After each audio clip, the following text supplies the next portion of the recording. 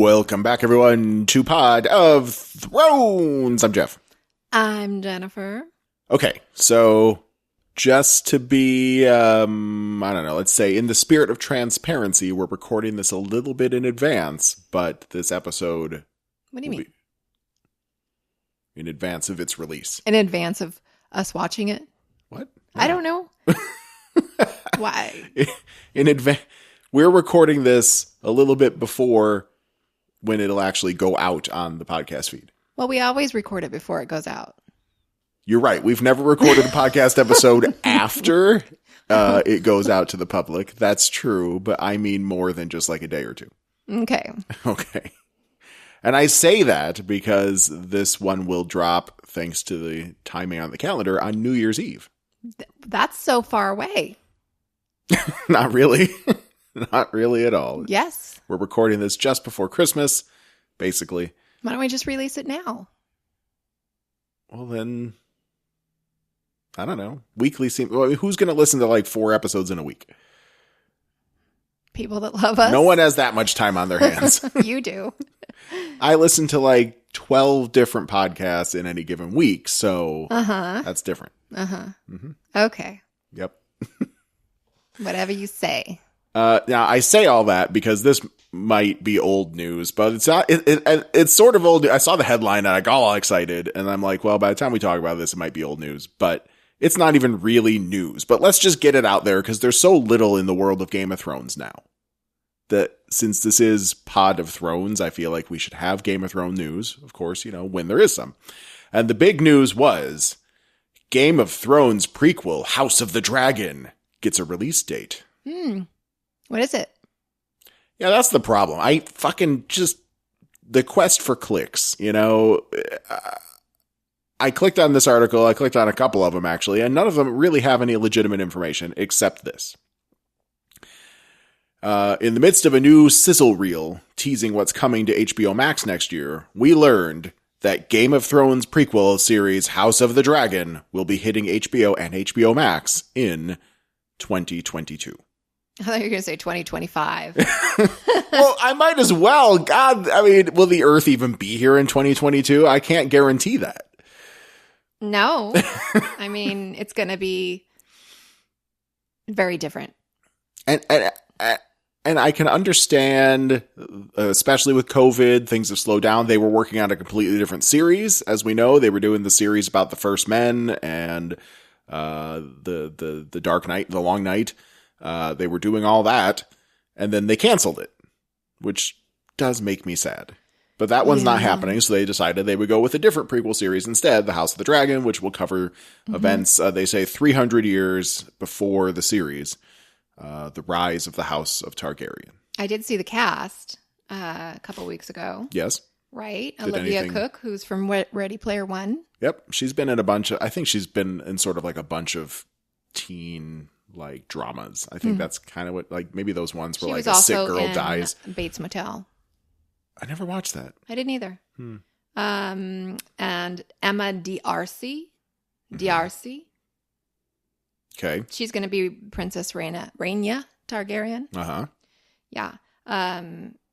Olivia Cook is playing a Hightower. Alicent Hightower, right? Yeah. So she's a grandmama of... Oh, what was Elenia? What? Oh, no, that's those are the Tyrells. Tyrells, oh, sorry. The Hightowers are that fight at... No, that might not even be right. You know what? Now I think about it. Never mind. Okay. I mean, the Hightowers are another one of the noble houses, but there's not... I don't think there's a whole lot of them in the show. Like, the name has come up, but they didn't do much. Right. And then we have Doctor Who for... Right. That was kind of the big one. Yeah. I was going to call him Doctor Who. Matt Smith, which is my least favorite Doctor Who. Really? Yeah. He's got a big forehead. I have a giant head. I don't know how I should feel about you making fun of someone's forehead. He's a funny looking man. He looks like... I'm not going to say anything bad about him. Are you sure? Maybe he's an okay looking guy, but you just don't like bow ties. No, it's not about that. His Doctor Who would always wear a bow tie. He's not wearing a bow tie in this picture, and I still don't like him. All right. Well, I feel bad for him now. Matt Smith, I don't like you. Maybe you'll be a bad guy. Well, he's a Targaryen. Daemon. Daemon. Or That's Daemon. I don't know. Definitely a bad guy. Daemon. So not Aemon, but Daemon. And not Damien. And there's a Viserys Targaryen in the show, but it can't be. He's the younger brother. But it's 300 years ago, so it's not the same Viserys. Well, it says this character is described as the younger brother to King Viserys and heir Daemon. to the throne. Yeah. Mm-hmm. But I'm just saying, since it's 300 years before, none of these people are like directly related to Daenerys. They're ancestors. So, like, not the Mad King, for instance. Correct. Viserys. Right. That's my point. So, Viserys was the Mad King, but he must have been like Viserys the second or third or fourth or 12th or who knows. They're all inbred anyway. All right. Yep. Well, hopefully they have some better looking people than Matt for me to look at, because I'm not all about Matt. Olivia Cook's cute. You don't Okay. care about that. She's a little young, but she's cute. That's it. I mean, Naomi Watts was going to be in the other show. She was very attractive. I wonder what happened.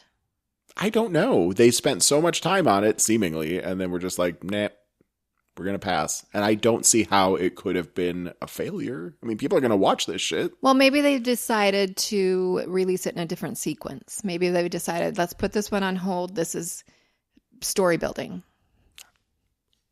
Anything's possible, I guess, but it sounds like they just decided they weren't going to do it. Can't believe we're still talking about Game of Thrones. This is Pod of Thrones. No shit, we got to change our name. And we have to... We should call it Show of Thrones or Shows of Thrones. Pod of Shows. Pod of Shows. Yes, Pod of Shows.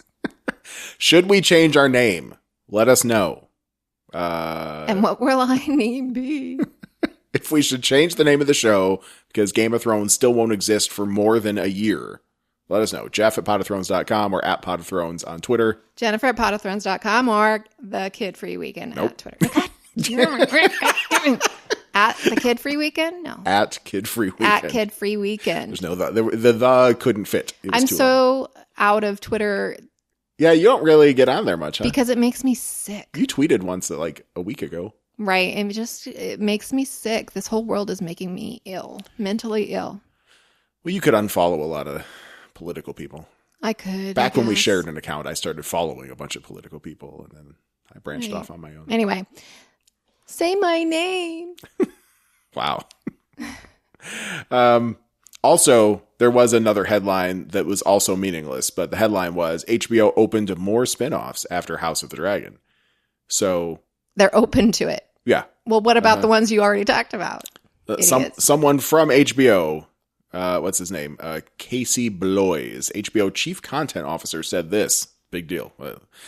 These are fantastic properties. They're decades and decades old. I don't know that it would get that big, but certainly it is a great resource that we have and an amazing world. So I don't think it's just going to be the one show for the rest of its life. Is that his voice? I'm pretty sure that's that was my Casey Bloys impersonation. And you're welcome, Casey. Well, Casey, you canceled all of the other ones anyway. So did you just get hired?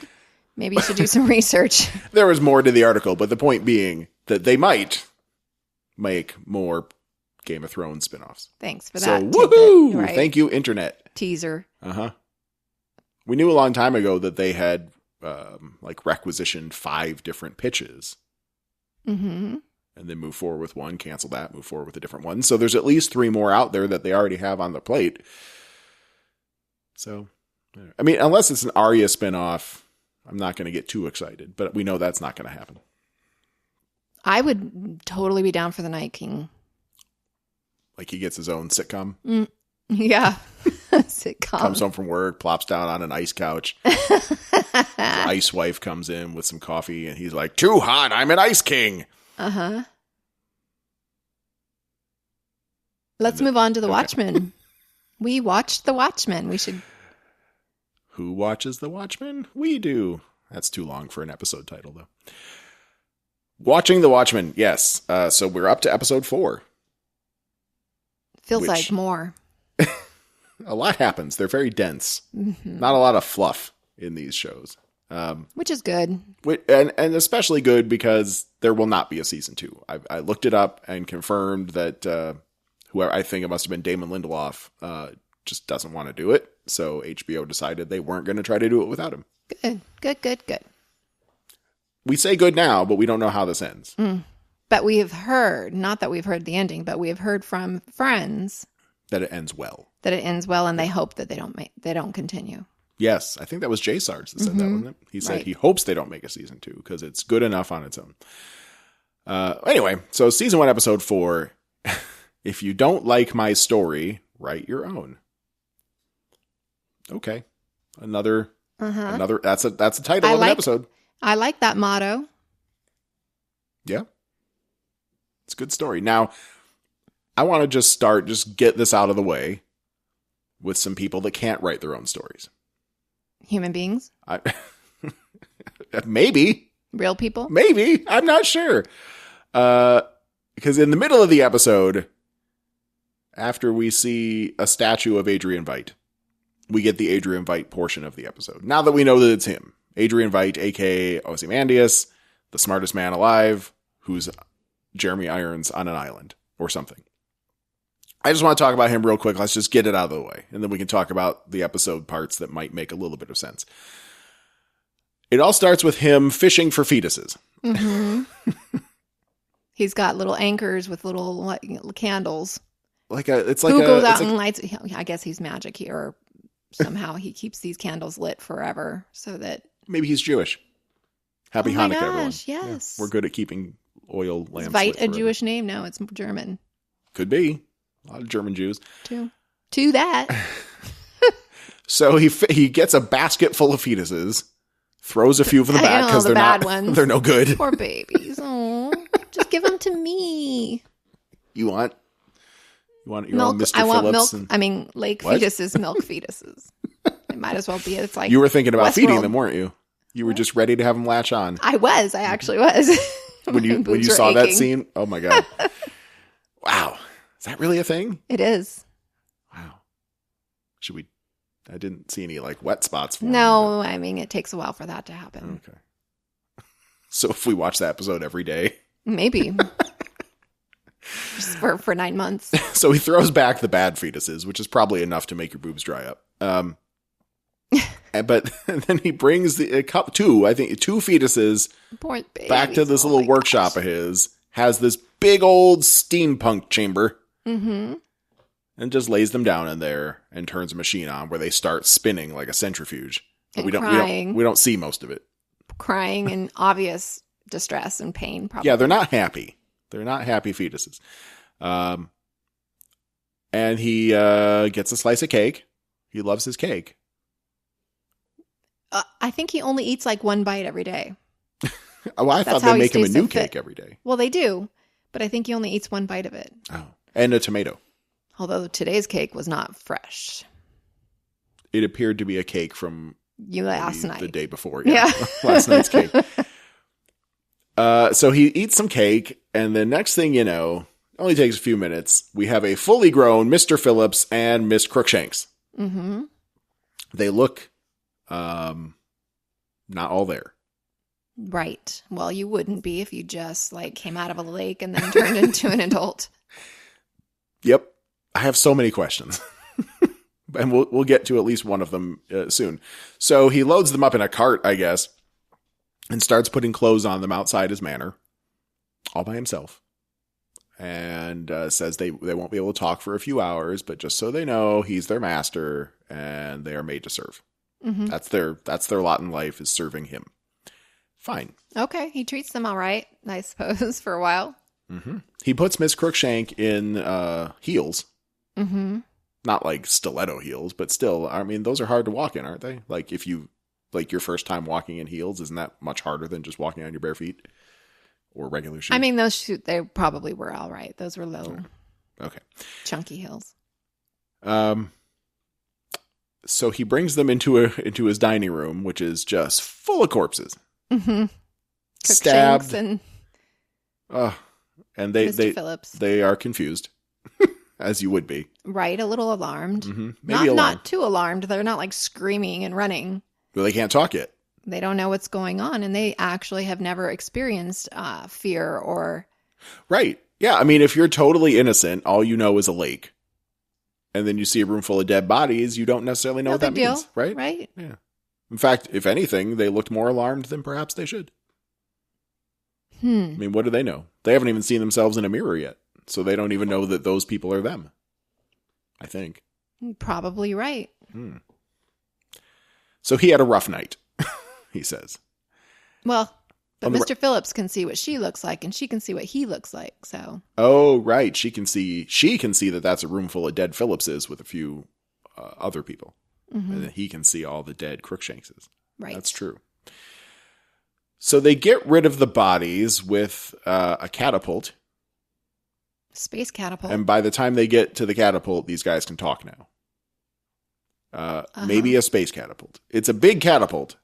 And he launches a body, and it flies into the sky, and then just vanishes suddenly, past like in the clouds, out of the atmosphere, or we just something. Can't see it. Right? Yeah, we don't know. So far, you can't see. Are they reaching orbit?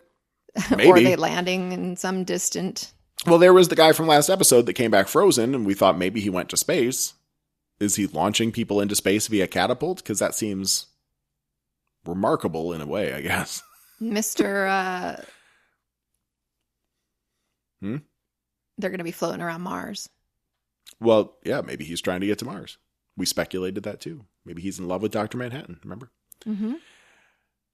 So they're throwing bodies with catapult, but he does give us a little bit of exposition here. He's been on this island for 4 years. And at first it seemed like paradise, but actually it's a prison. Well, we knew that. And he will escape. So help him, God, no matter how many Phillipses and Crookshanks he has to murder, he will escape. He will find a way. I believe him. I think he'll get out of there. And that was it. That was the whole Jeremy Irons, Adrian Veidt portion of the episode. And I don't know what to make of it. Oh, there was one line he said to them during their orientation presentation. Like he had a PowerPoint going. He said, he's their master, but he's not their maker. Right. What does that mean in this context? I don't know. I have a feeling that, well, let's move on. Because when we get to a certain point, I will explain my feelings. All right. My best guess, and I'm probably wrong, is that when he saw the listing on Zillow, it advertised this great castle, tomato trees, and a baby lake. And he thought that would be perfect for what he needs. Okay, so my best guess is that the lady who purchased... Lady Trieu, she is their maker. She made him a baby lake? She knows how to make babies. She knows how to make babies. Well, okay, let's talk about that. She knows how to make babies. She figured out a way to make little baby clones, and she is somehow responsible for them. That's a good point. Okay, so to the tune of 80s country crossover hit classic Islands in the Stream by Kenny Rogers and Dolly Parton, we meet the Clarks. We may never meet them again. They're so sweet. They seem to have an idyllic existence. Kind of, but she seems sad that she can't sell her eggs. Well, she broke a bunch of eggs, but then he's like, oh, they're just eggs. It's okay, honey. And then they snuggled and made dinner and they went to bed and everything seemed fine. Like they really love each other and they have an okay life. The eggs are kind of a symbol of her broken eggs. Her own broken eggs. That's fucked up. And then they save the one egg and he's like, look, we saved one. Oh, I didn't think of that. Oof. That's why we pay you the big bucks. Good analysis, dear. Like that symbolism. But then in the middle of the night, the doorbell rings. Ding dong. And it's long story short, it's Lady Trieu, who we now just met. We've heard of her before just in the terms of like the Trieu Corporation bought the Veidt Corporation and now they built this Millennium Clock. That's all we know about them. Oh, and they run the telephone booths. Okay. So they have 3 minutes. They recognize her. They know she's building a big clock down the road. And she introduces herself as a trillionaire. Right. I'm not a billionaire. We're going to have one of those soon. And she wants the Clark's house. And the 40 acres of land it comes on, and she wants it right now. In the middle of her little story, we learn she's Vietnamese, which may or may not be important because we got Angela's from Vietnam, Lady Trieu's from Vietnam. We'll see. Someone else outside the door, and it turns out that that's a baby. So it's a whole thing. She knows the Clarks have always wanted a baby. Well, they used her fertility clinic. And they used a fertility clinic that she owns. And apparently she just happened to have some extra samples of their sperm and eggs. And she made a baby for them. So they take the deal. Oh, plus they get $5 million. I thought it was $10 million. She said she put $5 million in an account for them. For the house. And they get a baby. That's a pretty good deal. Sure. I mean, I would take it. Right? Why not? At first, Mrs. Clark was offended by the whole thing. But once they met the baby, what are you going to do? And this was a baby that was already like 7-8 months old. Should probably put it in a steampunk chamber. Right. Just for like a couple seconds. Just put it on high for 5 seconds. Yeah. Okay. So they say deal. And then all of a sudden the lights start to flicker and a meteor crashes to Earth on their land. And now that meteor is her meteor. So that's what this was all about. Right. And this is present day? This is the day. This is No. It's not present day. I don't think. This is the start of her. I think so. Start of her industry there. Because the Millennium Clock is like basically built now. I get the feeling that it was like, maybe you'd even said, I don't know. I get the feeling that it was a little bit earlier than what we have in present day, the show present day. That's the impression I get. And then we're definitely in present day now. We're at the Milk and Hanoi Bakery. Angela's cleaning up all signs of Grandpa Will. She destroys his wheelchair. She burns his note, though kind of by accident. You'd think she'd have better technology to cut up a wheelchair. She's hacksawing it. Well, she wasn't prepared for wheelchair disposal. Disposal. I mean, who is? Who thinks they're going to have to get rid of a wheelchair in a hurry? It's not something I would It doesn't plan. have to just be a wheelchair. She could have other equipment. I'm just saying. True. But it is just a bakery. And she gets a phone message saying that there is a new branch available on her family tree. So she goes to the cultural center, and you figured this out. She was like, there's broken glass at the cultural center. Or have any alarms gone off? And the police people are like, no. And she's like, okay, well, if any alarms go off, just know I'm here. And then she goes and breaks a window. And I was like, why is she breaking another window if there's already a broken window? And you figured it out. Right. To break in. Yeah. Because there was no window broken. There was no window broken. She was faking it all so that she could break in. Yep. Yeah, I'm dumb. So she gets an encoded acorn. Yeah, that's interesting. From Henry Louis Gates Jr. Cute. And she goes into a room that's labeled Ancestry. Ancestry. Oh, it's amazing. And she puts the acorn in, and it shows her family tree, blah, blah, blah, blah, blah. And the new branch is her great-grandparents. Coming from Will, who is like, they have a name for him, but they don't have any information on him. And they have information on his parents, but they don't have any information on their child. It's very strange. But anyway, she gets a picture of Obi, who was in World War II. We saw him get the note, fall out of the sky. Then he dies in the Tulsa massacre after sending little William off in a trunk. We saw all of that in episode 1. Mm-hmm. So that was Obi, and she gets to see Grandma. I didn't write down her name. I'm sorry. And she gets to see a picture of Lil Will. Oh, he's so cute. She seems touched. A little bit. And then follows it up with, talks to him. Wherever you are, leave me the fuck alone. Right. So, guess he didn't warm her heart that much. She could have just done that during the day, though, couldn't she? Did she have to break into the place? Is that just a cop thing? Like, I'm just going to do what I want to do? I don't know. She's just impatient. And then there's a big crash outside the cultural center. And she runs out to find Lori with the space car from the end of the last episode. Right. Mm-hmm. So it might not have been a cosmic joke from Dr. Manhattan after all. Because that car is actually Angela's car. Mm-hmm. The one that was picked up by I think you even said maybe it's the one picked up by the magnet. I was like, I don't know. I don't think so. I think I said that because I thought that the SUV was black and what crashed down was silver. Plus, it was so flattened, it didn't really look like an SUV so much anymore to me. But maybe that was just me. I think maybe we're just, I don't know. Maybe we're not recalling what the car was.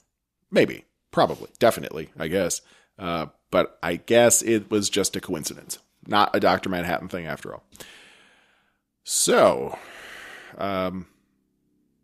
Laurie's like, hey, this car fell from the sky. And Angela's like, hey, that's my car. And then Laurie's like, cool, I'll see you later. And goes off. I think this is when she goes off to have sex with Petey. Is it? I think so. Wasn't that afterwards? Well, we talked about that before. So. Yeah, maybe not. Yeah, all right. Well, she probably went off to have sex with him again anyway. I'm sure he was great. Probably used her thing this time. Angela looks at the car and nothing much of note except for Will's pills. Will's pills. Will's pills. The ones he said were like for his memory. She doesn't take one. And would you? Would you take one of those pills? I don't know. Maybe. I think I probably would. Just to see what they do, right? The old man was taking them. How bad could they be? Safe, right? I want to have a good memory. I want to see what happens. So Angela goes home, and everyone is snuggly sleepy except for Topher, who might be traumatized by seeing the cavalry guy get shot in the head at the funeral. He seems like he's going through some stuff. Yeah, he is. And it's interesting that nobody's like... They're just treating it kind of coldly. Like this is how it is. So buck up. I assume there was probably like an uncle kind of thing going on. And it's like, yeah, your uncle exploded. But he was already dead. So it's okay. That's what they told him. Yep. Right. So I don't know if this is going to mean much, but the next day in the kitchen, Cal and Angela are discussing the car falling from the sky and all that quietly, but the kids get into a fight about heaven and whether or not Judd will get to go to heaven now that he's exploded. But Calvin says the heavens just pretend. You come from nothing, and when you die, you're back at nothing. So he's a atheist, and Angela might be somewhere in the middle. She didn't think that was the right thing to say. Well, it was, again, cold, I think. He's... nowhere. Yeah, I thought he was like the emotional one. Like she seems like she's kind of cold. Like she's very hardened from her, admittedly, it's a different pretty rough world. life. I mean, squids. Space squids. Yeah, well, that's the thing. Wait a second. Okay. Adrian Veidt made the giant squid in Manhattan to attack the Earth, making everyone think that it's an alien. And that stopped nuclear war between the countries. What if it's either a part of Veidt's long-term plan or Dr. Manhattan's in on it, and one of those two is sending these occasional squid rains just to make people not forget, just to make sure people remember that there's alien squids that might be coming for us someday. I don't know about that. All right. Just putting that out there. Okay, so next thing, Angela goes to a rusty, weird bunker in the middle of someone's backyard, and it's Looking Glass, because of course it is. Who else would live in a fucked up, rusty bomb shelter? But that's his workroom, bomb shelter, etc., etc. His development room. He is trying to figure out the squid falls. He wants to know why it rains squid sometimes. But she wants him to figure out the pills. Apparently his ex is a pharmacist or something like that, and he's like, well, we have a police lab, and she's like, I don't want the fucking police lab, asshole. Go talk to your ex-wife. He says, okay. Right. He wants to know how it relates to Judd's murder, and she doesn't really say that, but she does show him the clan robe and asks him to hide it from Laurie. So, and he doesn't seem surprised. Like, he doesn't seem alarmed nor care much. Not alarmed, right? He said something like, this looks really old. Judd's grandfather was a sheriff. Maybe he was a KKK man or something like Although that. he just doesn't show much emotion whatsoever anyway. True. He's pretty good at keeping things calm and level. Mm-hmm. Probably exactly what you'd want out of an interrogator. Probably so. Not someone who's going to fly off the handle and start. I mean, that's Angela's job. So he agrees to hide the robe. Cool. That's done. Everyone's covering up for Judd. All right. So then Angela goes off to dispose of the wheelchair and other evidence. She throws it into a trash trunk from a bridge, but some weirdo in a silver costume is watching her. And he looks, if you've ever seen Community, the brilliant sitcom Community, he kind of looks like a slightly shinier version of the Greendale human being. He does, yes. Yeah. And she sees him, and then he runs. But you also said, I think, while we were watching it, that he looked like the sidekick from The Tick. Oh, those are the moth. Those are the paparazzi guys. Oh, okay. His eyeballs, his goggles that he's wearing just kind of reminded me of. Yeah, I can see that. He did have some big goggles on. I think. Too bad he didn't have any antenna. Antennae. So he runs off, and she's chasing him, and then he pours lube on himself. Lube Man. And slides into a sewer because he's like super skinny. He just fits right in there and goes and hangs out with Pennywise or something. And she's just like, what the fuck? She's like, the fuck? But she gets his discarded lube bottles. So that's cool. Gross. She can take those back to the police station. What? I mean, this is his superhero persona. I'm going to be Lube Man. Hey, everyone's got to have a thing. Maybe, I don't know.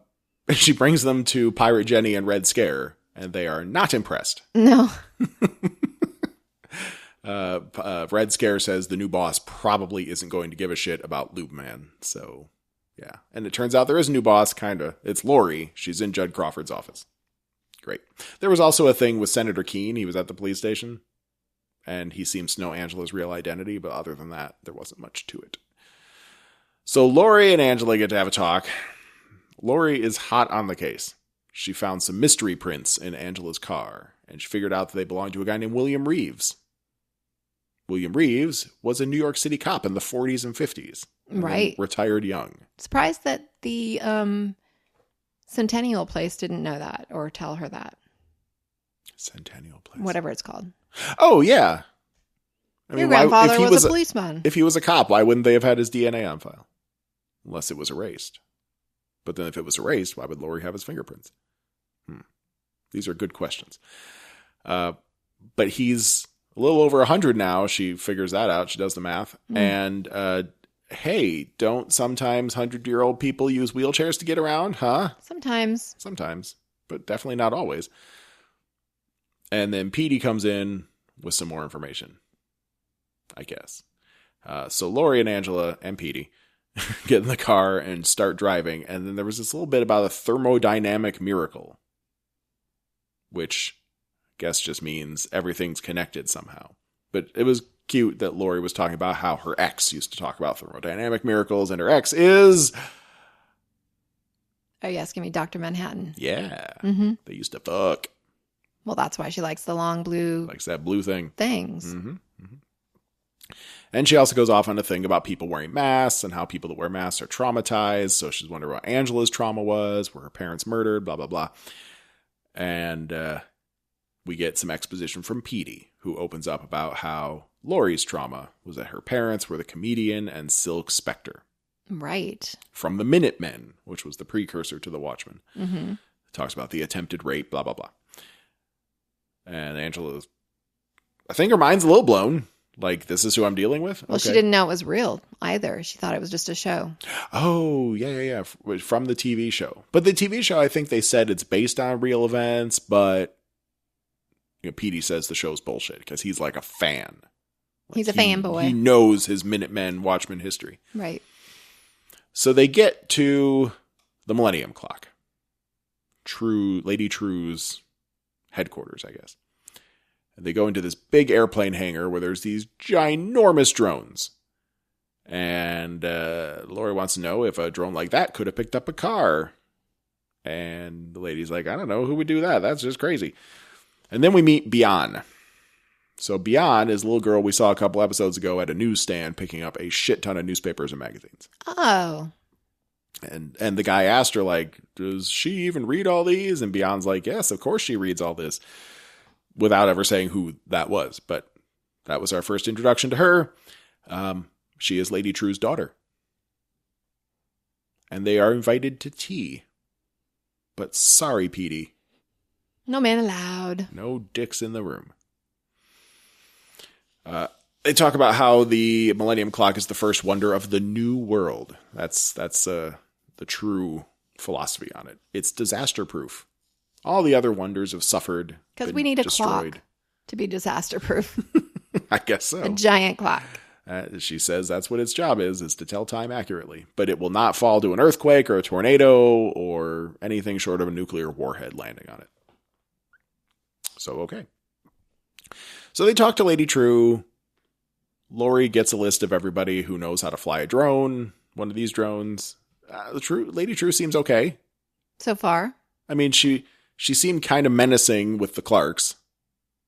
Like right. She joked. But she knew that meteor was coming and she only had 3 minutes, so she needed to like press them. Oh, yeah, absolutely. Yeah, but she joked about destroying the baby. Right. If they didn't want the baby. She probably really would have. Well, she said, I would never do that. I'll find it a loving home. But just to even joke about that, there's some darkness in Lady Trieu's soul, I think. But she still seems like she's okay. So far. I guess. Yeah. And then just as I'm writing, Lady Trieu seems generally nice. She's like, you're from Vietnam, huh, Angela?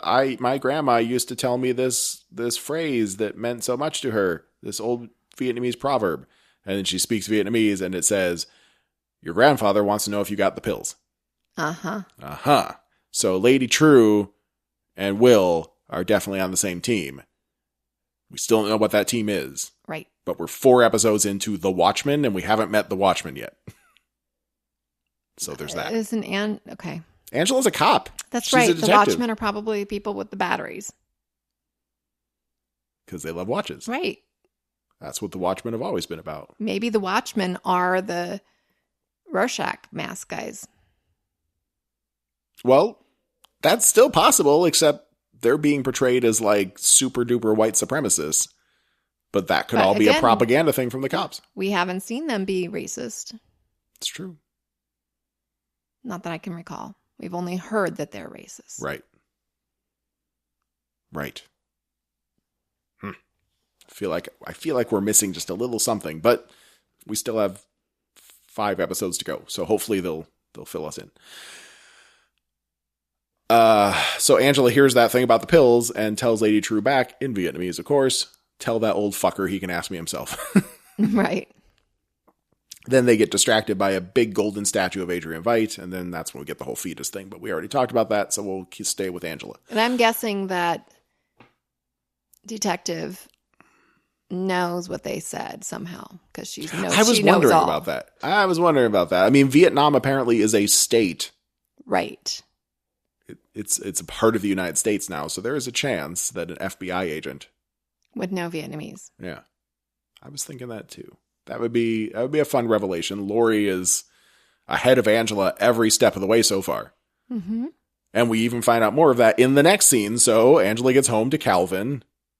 She's kind of mad that she didn't know about Laurie coming over to talk to him. But then he explains that he did talk to Laurie, but lied to her. Well, she hasn't been home. We're right. That's what I was thinking.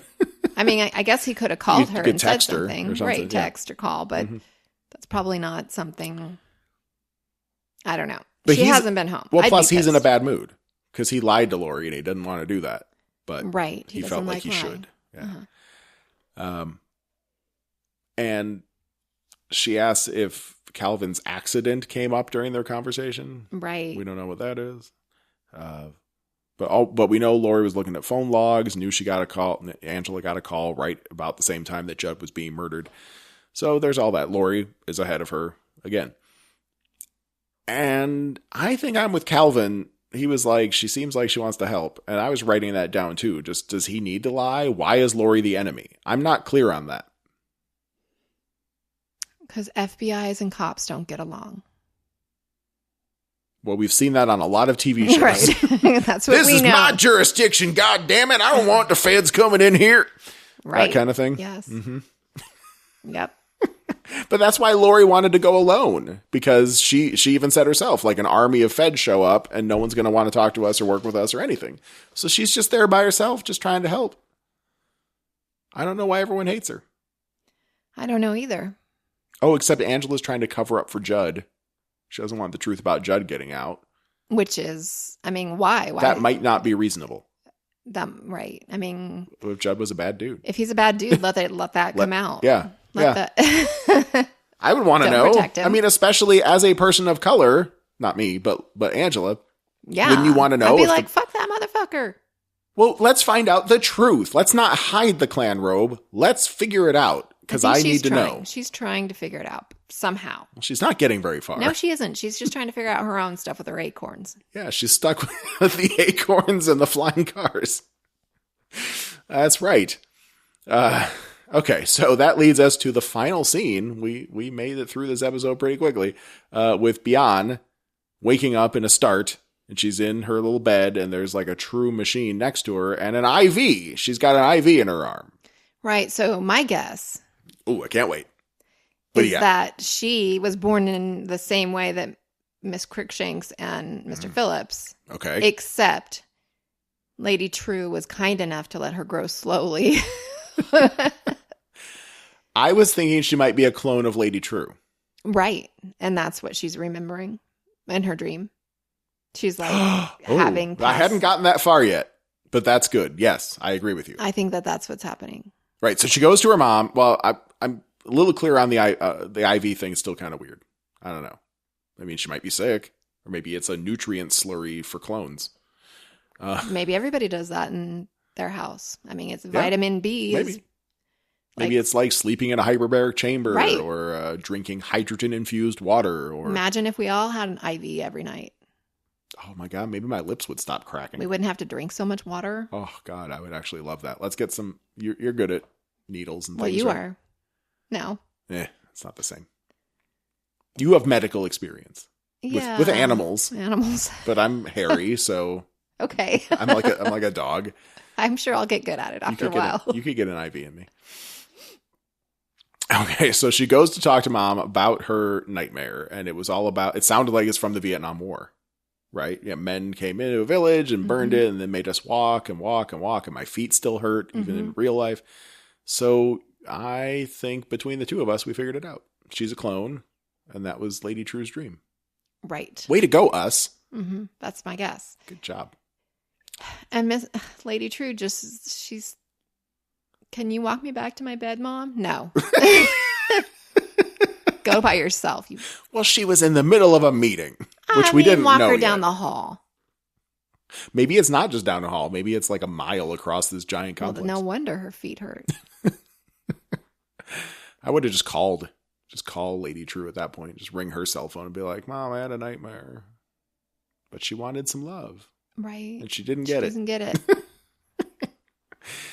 But yeah, apparently Lady Trieu's busy, because as Bian's going back to bed, she says goodnight to William, the old man, who's just there hanging out, wearing a nice suit. Mm-hmm. And they talk about the pills, William and Lady Trieu, and someone calls them passive-aggressive exposition. Right. Which, to me, is... The fact that they're using the word exposition is kind of funny, because that's what we've been complaining about. The slow, weird exposition. Why didn't you just talk, speak? Judd has skeletons in his closet. Tell Angela, just give her one skeleton. But you won't do it. Yes, but he says Angela needs to experience things for herself. That's his philosophy. Right, but at the end, he says she's going to find out and she's going to hate me for it. Okay, well, if she's going to hate you for it, just spill the beans. Yeah, and we don't know what that means yet either. I assume some kind of disaster is coming. Trieu is generally unhappy about family being included in her plan, and that includes Angela and Bian, I guess, for whatever part Bian's playing in all this. William stands up, walks around, starts walking away, and turns around and says, okay, so let's unpack that. He doesn't need a wheelchair. At least not there. It's just a cover. Maybe he doesn't. Who knows? Maybe he takes pills that make him not need a wheelchair sometimes. Or maybe it's all a scam. I don't know. So anyway, he turns around and says whatever's happening is happening in 3 days. He's betrayed Angela, and in 3 days she'll know what he's done and then hate him, I guess. And then he starts saying tick-tock, tick-tock, tick-tock. Weirdo. So is he a Rorschach dude? Is the 7th Cavalry not racist at all, but just a bunch of anti-police crusaders? I don't know. I mean, I could get on board with that sometimes. It's weird. Definitely strangeness going on.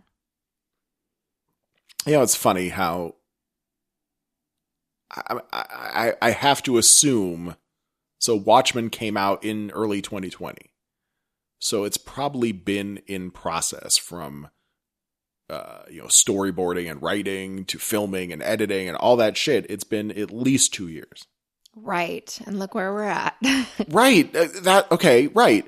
So it's really interesting to me how what we see playing out on the screen might turn out to be some kind of big like police conspiracy, and maybe the TikTok guys are actually anti-fascist crusaders. I don't know what it's going to turn out to be, but right now it kind of feels like we're heading in some kind of direction that seems very poignant. Yeah. Mm-hmm. Almost prescient. Like he saw what was coming, which I guess wouldn't be impossible, but just the way things went down in 2020 with the protests and people finally like waking up to what's happening with policing in our country. But a lot of people, well, a lot of people don't get it, but a lot of people are on different sides, and that's where this show is. Yep. Yeah. So, and it's very much Handmaid's Tale type of thing. Do you want to talk about that? We're only at 48 minutes. Do you want to spend like 5 minutes talking about that? All right. Okay. So in the middle of this kid-free weekend, we discovered Handmaid's Tale, which we'd never watched before. Right. I haven't seen the whole movie. There was a movie like, I think in the late 80s maybe, or early 90s, I think. So it's based on this book by Margaret Atwood. And I've seen part of the movie actually during a college class. Yeah. I was taking one women's studies class as part of my major, and we watched part of that movie once. And it led to a discussion of like women being viewed as just vessels, like the bodies of women are more important than the women themselves, which is, you read through history, there's plenty of times when that's been the case, right? Mm-hmm. But this is the ultimate future dystopia version of that. I don't know if you've seen, you who listening to this, who listen, I don't know if you guys have seen The Handmaid's Tale or not, but the show is disturbing. What do you want to say about the show? It's disturbing. I'm okay. So I'm going to look up when the show 2 to premiered. 3 years ago, Comic-Con. Yes. Do you remember Handmaid's Tale was a big thing? Yes. And then there were a bunch of women walking around in the Handmaid's Tale outfits. Uh-huh. It was pretty awesome. Like 50 in a line. They were just walking. I wish we had started it back then, but I just had to give props to those people because that was pretty awesome. This show, I feel like this is how men wish it could be. Ew, what? A lot of men, like these days, especially. Hashtag not all men. Like, that's why it's so hard for people to accept a woman as a president. That's why they don't want women in power, because they're afraid of what's going to happen. And we see that with Commander's wife. She's a brilliant,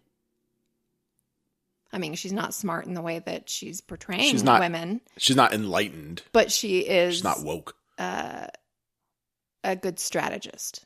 She's smart. Yeah. Being smart can be used in a lot of different ways. And he saw that in the beginning and thought that she shouldn't have been subservient or pushed down. Her voice should have been heard, but eventually came around to the fact that that's the way it was going to be. He lost it. He lost that fight, right? Quickly. In a society where women were going to be subservient. Now, even this guy lost control over letting his own wife do things, because that's just how it was going to be for everybody from now on.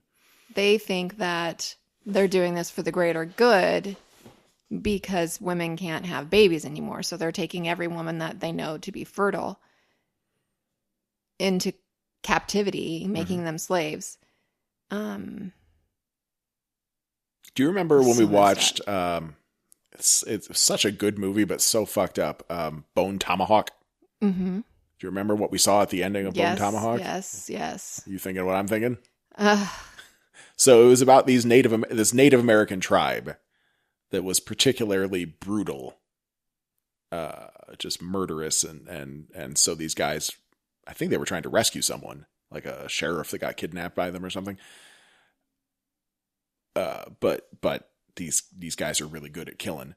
But when we finally get inside their cave home in the side of a mountain, it turns out that we never see any women from this tribe because the women are just vessels for making babies. Right. They cut their body limbs off so they can't do anything but lay. I think they sewed their mouth. No, maybe they couldn't have sewed their mouth shut. I think they took out their eyes. Maybe. I don't remember. And then just feed them or something. Right. I remember. That was pretty disturbing. Yep. Just pregnant bodies, which is what The Handmaid's Tale feels like. You know, as far-fetched as it seems that you would have a society where they would just chop off a woman's limbs and just leave her there to be pregnant. Just go and fuck it every 9 months and hope a baby starts happening. As crazy as that sounds, that's kind of what A Handmaid's Tale is. The handmaids are just there for their uteruses. Uteri? Uteri. Yeah. I just, so many men were, I don't think it could happen. That's why the reason I'm bringing it up is because I actually think it could. Not in the way it's happening in the show exactly, because the show is predicated on this, and it was over decades and, getting down to the bottom at 2015. So we're already way past that. But in this alternate world, it's all about people losing their ability to have babies. That's what started people spiraling into this religious zealotry of why has God abandoned us? How can we, change our ways or whatever? And that led us eventually to overthrow of the United States government into this theocratic fascist state, and then it's slavery for the women, right? So it's different. But how could so many men be involved in such brutality?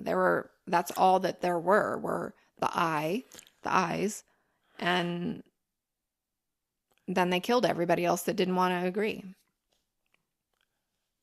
Right. Well, it doesn't take a tremendous amount of people to start something like that. It starts with some terrorist attacks that bring down some of the structures of government.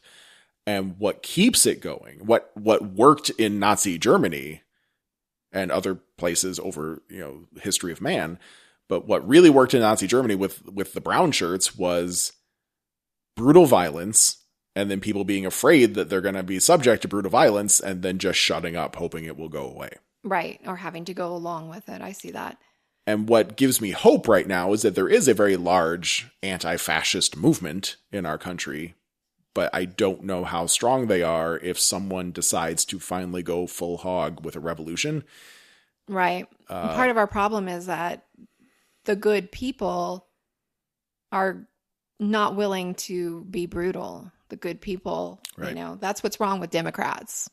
They're not willing to, right. But they're not willing to I don't want to say Democrats, but that's what's wrong with the left, I should say, because they're not willing to stoop to cheating and being horrible human beings. Right. I learned fairly recently that there's something called the SRA. SRA. The Socialist Rifle Association. And there's other groups like it. And their purpose is to be a counter to the NRA, which is this right-wing militant organization. And it's not just NRA members, but when you look at the hard right groups that are trying to cause trouble in our country right now, they're very well armed. And they just haven't been using their guns yet. But they have them. And so it does give me a little bit of hope that there is a left side to that.